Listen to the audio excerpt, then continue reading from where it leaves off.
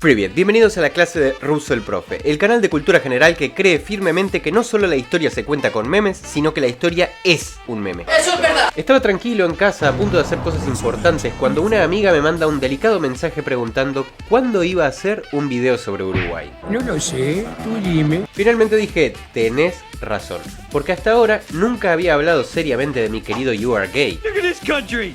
You are gay. Pero ¿por dónde empezar? Pues por el principio. La independencia uruguaya dada tras una convención de paz, que por no haberse dado por precisamente una batalla de independencia como otros, hay quienes dicen que Uruguay es un estado tapón, ergo un invento británico para asegurar su comercio en Sudamérica y que sus vecinos no se peleen. Oye, negro, no me faltes al respeto. ¿Esto es verdad? ¿Es mentira? ¿O es parcialmente cierto? Vamos a verlo, pero hoy no estaré solo, me acompaña en el canal el señor Falso Facu. Hola Ulises, ¿cómo están?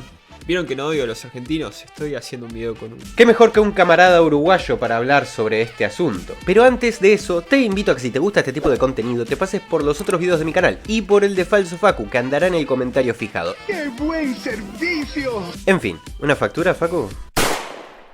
Bizcocho se dice. El próximo en una pierna.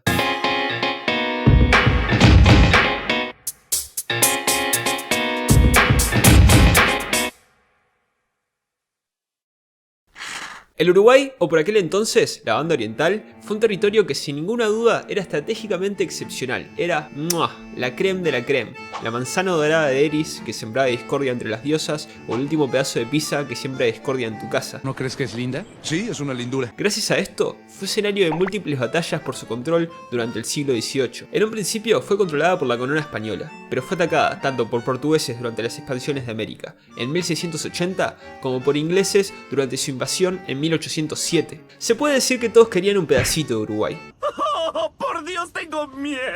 Pero para entender el porqué de la disputa que determinó la creación de Uruguay, hay que irnos más adelante en el tiempo a las guerras de independencia. En 1811 se da el grito de Ascencio, donde los criollos de la Banda Oriental se alzan en armas contra la corona española y a favor de los movimientos independentistas de la Revolución de Mayo de la Junta de Buenos Aires, que en un principio tuvieron un resultado positivo gracias a la incorporación de José Gervasio Artigas.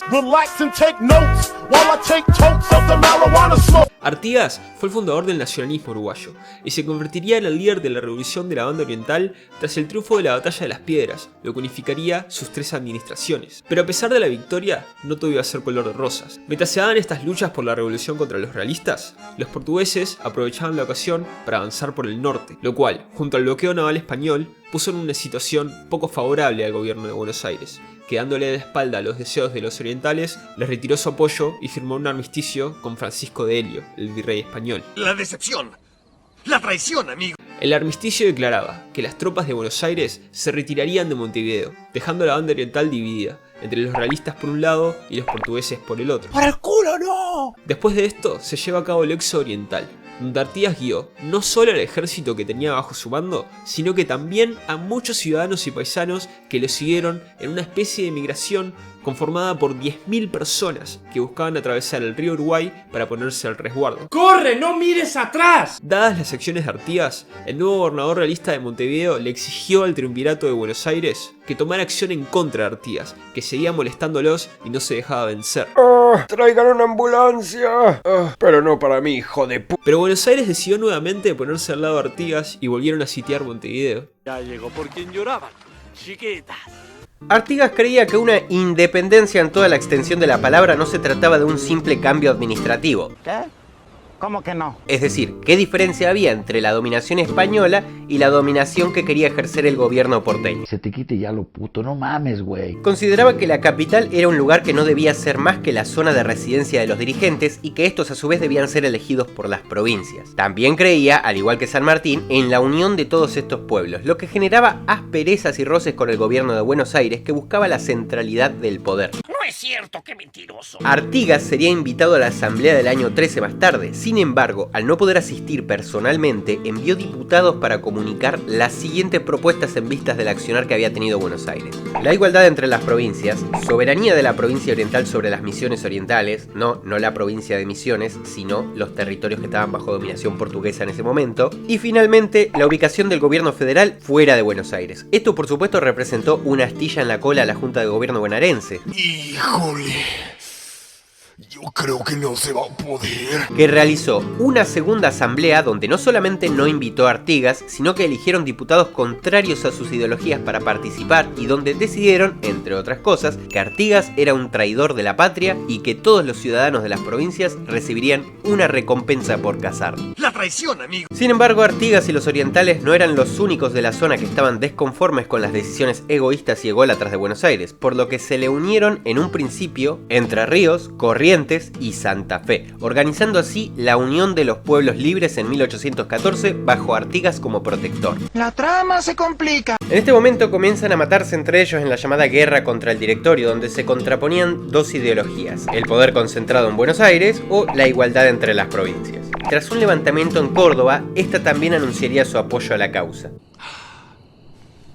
Eso dolió mucho. Ya es tarde para lamentaciones. En resumen, primero Artigas intentaría negociar, pero esto solo serviría para el arresto de los diputados enviados, y a pesar de múltiples avances y retrocesos, igual parecía estar ganándole la pulseada al directorio. Pero el problema es que mientras seguían los conflictos internos, los portugueses seguían avanzando. Disimula y ve despacio hacia el pastel. En 1817, los portugueses ingresan triunfantes a Montevideo, y el directorio de Buenos Aires aprovecha para tomar control de las provincias que darían a la Unión de los Pueblos Libres. Pero las tropas artiguistas no se habían dado por vencidas, y seguían luchando, pero esta vez concentrando sus fuerzas contra los portugueses. Un dato adicional es que el directorio ordenó a San Martín a que tome sus hombres y vuelva desde Chile para terminar de recluir a Artigas en enero de 1819. Sí, bueno, ¿quién tiene hambre? Pero a San Martín le chupó un huevo y continuó su camino para libertar Perú. Esta fue la tercera vez que San Martín se negaba a las órdenes del directorio, porque previo al cruce de los Andes ya le habían ordenado otras 2 veces que usara su ejército para reducir los levantamientos en Córdoba.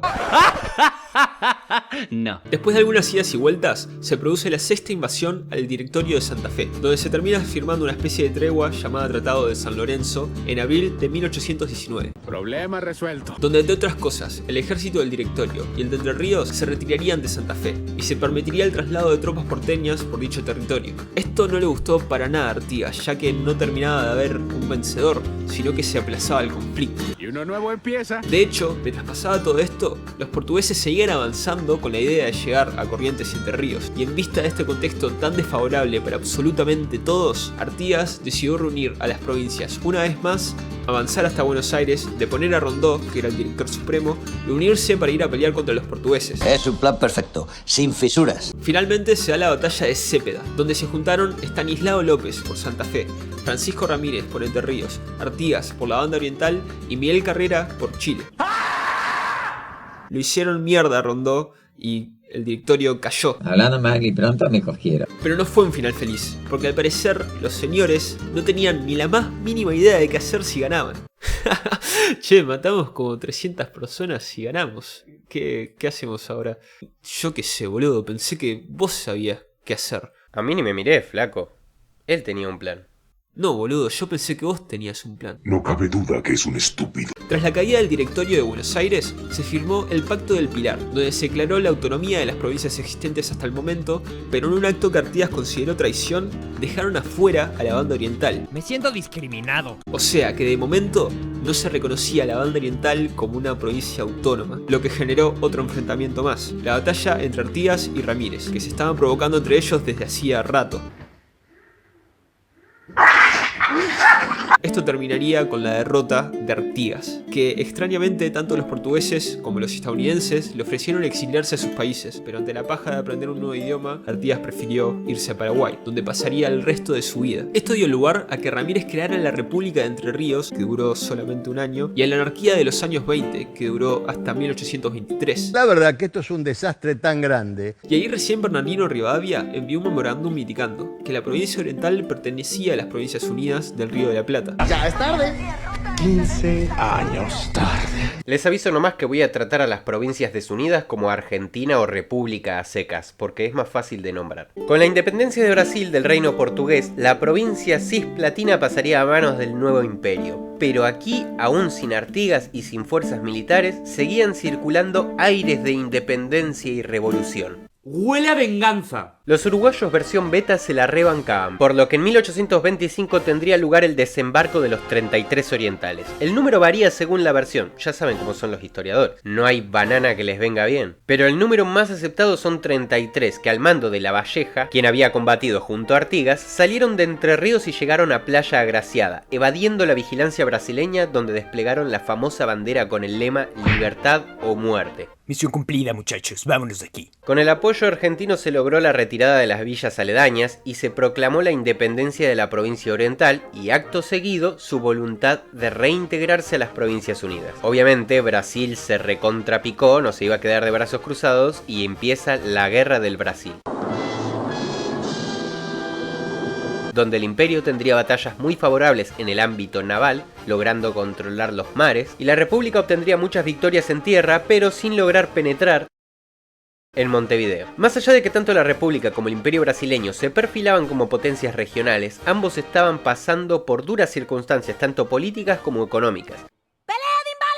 En el caso de la República, esto era agraviado por el bloqueo económico brasileño al puerto de Buenos Aires, que hacía que la guerra se estancara y ocurrieran más gastos de lo que debería. Debido a esto, la guerra no duraría demasiado, y en 1827 ambos países iniciaron discusiones diplomáticas para terminar con las hostilidades. La primera convención preliminar de paz fue en 1827. Brasil hizo una propuesta que no parecía una, sino más bien parecía una rendición, que tanto la provincia oriental como las misiones orientales serían de Brasil.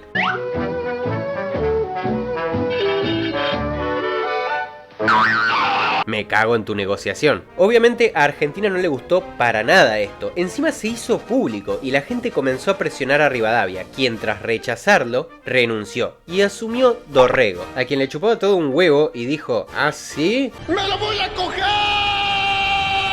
Tras esto las cosas empezaban a calentar un poco más y llamaron a aquel que siempre estaba metido en todo, Inglaterra. Esto no es ninguna sorpresa, al fin y al cabo, él era un gran benefactor comercial, además de que obviamente esto puso muy feliz a los británicos, puesto que esta guerra le estaba impidiendo no solo vender, sino comprar productos en plena revolución industrial. Loco, dejen de pelearse, me dan ansiedad en el bolsillo. En fin, que le dimos la excusa perfecta para meterse. Envió a Lord Ponsonby, un diplomático irlandés que sería el principal precursor de la independencia del Uruguay. Es así como tras su visita en la provincia oriental, este resaltó el espíritu independentista de los orientales, así como su capacidad para llevar a cabo dicho proceso. Por lo que en 1828 se firmaría la Convención Preliminar de Paz Definitiva, en la que se le otorgaría finalmente la independencia a lo que hoy conocemos como Uruguay, y causando que muchos jefes militares que habían nacido ahí se fueran de Argentina para formar parte de nuevo de su tierra madre. El que la sacó mejor fue Brasil, que se quedó con las misiones orientales. Y bueno, pasaría un buen tiempo para que Uruguay encontrara una relativa estabilidad política. Lo mismo de siempre. Pese a lo que muchos puedan creer, en realidad estado tapón o colchón, como se lo puede decir, no es una definición despectiva. Miren, acá en la pizarra está la definición. Es un estado ubicado entre dos más poderosos, cuya sola existencia se cree que previene un conflicto entre ambos. Con esto entendemos que sobre todo en ese momento, con las circunstancias y características de los tres países, sí, la definición encaja. Ahora bien, la verdadera pregunta debería ser si es una invención británica o no. Esto de la invención británica tiene su origen en la misma creación del Estado, justamente con base a la ausencia de voces uruguayas en la Convención Preliminar de Paz y a los beneficios de ingreso de los británicos en la Cuenca del Plata. Pero por otro lado, si bien es cierto que Lavalleja, como ya dije, mencionó la voluntad de reintegrarse a las Provincias Unidas, esto es también porque evidentemente los uruguayos uruguayos beta no iban a poder enfrentarse al ejército brasileño sin ayuda. Obviamente necesitaban el apoyo que no recibirían si su idea era independizarse. Me siento estafado. Finalmente, hay que tener en cuenta que los uruguayos tenían su propio sentimiento independentista desde antes de esto. Las principales razones fueron porque desde casi el principio se habían peleado con Buenos Aires, entre otros, por lo que nunca se sintieron identificados con la gobernación que existía de este lado del río Uruguay.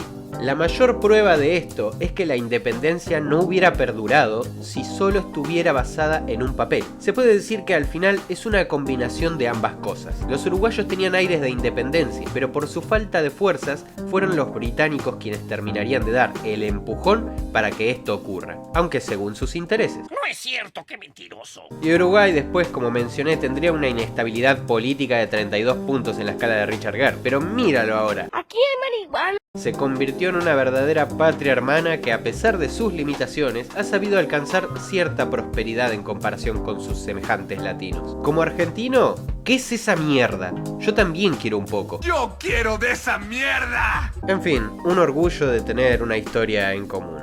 Pero qué chupamedias, vos. Muchas gracias por mirar, muchas gracias a Russo por invitarme a hablar sobre mi país. Suscríbanse, dejen un like, un comentario, se agradece. Y como digo siempre al final de mis videos, no se olviden que lo peor todavía no llegó. ¡Eso era mío!